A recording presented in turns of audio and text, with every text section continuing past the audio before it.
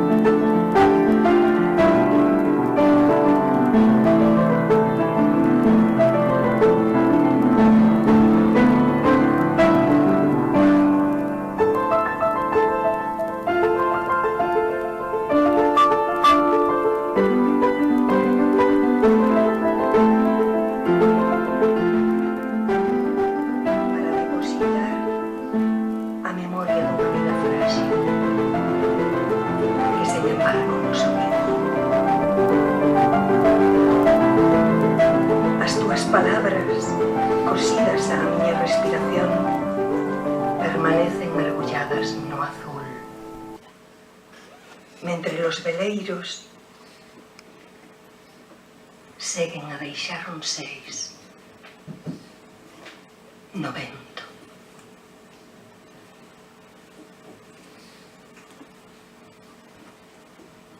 Porque este verso vai contigo buscar auga e trae a estrela que nela bebía.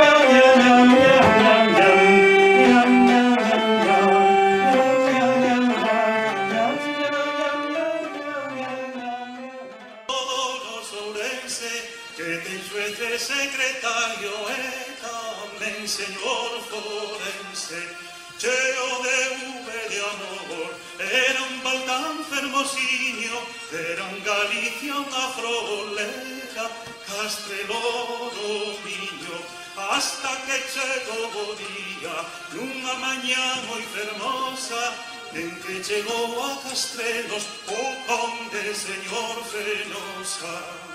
E adivinaba que el conde non as rincleiras do viño, sino o embalse futuro do meu Castrelo do niño. Cando en Castrelos se soupo as intencións daquel conde, o pobo en irmandade ante a infamia responde. O pobo en irmandade ante a infamia responde. Estas verdades o conde, si les puedo que más da, a mí lo que me interesa es la electricidad.